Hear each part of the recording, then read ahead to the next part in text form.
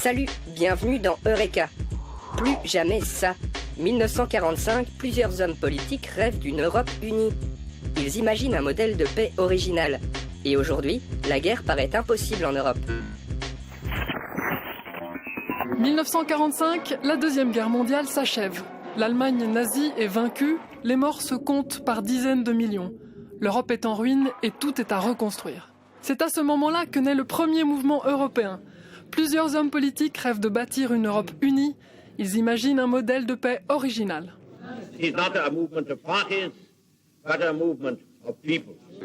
Au lieu de soumettre les perdants, pourquoi ne pas s'associer avec eux dans la reconstruction ? Trouver un moyen de rapprocher les Allemands et les Français pour de bon. L'idée peut paraître naïve, mais elle aura un certain succès.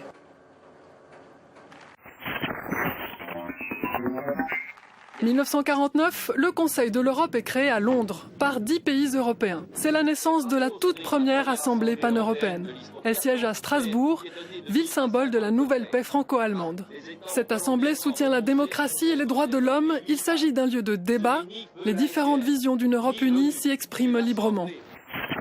1950, le ministre français Robert Schuman imagine un plan pour la construction européenne. Il propose à l'Allemagne une alliance concrète, se rapprocher sur le plan économique. L'Europe ne se fera pas d'un coup, ni dans une construction d'ensemble. Elle se fera par des réalisations concrètes, créant d'abord une solidarité de fait. Ce discours du 9 mai 1950 est fameux. Il est à l'origine de l'Union européenne. Un an plus tard, 6 pays européens vont mettre en commun leur charbon et leur acier. Les matières qui ont servi à faire des armes et des chars pour la guerre. Ils vont créer la CECA. C'est ce qu'on verra dans le prochain Eureka. Salut!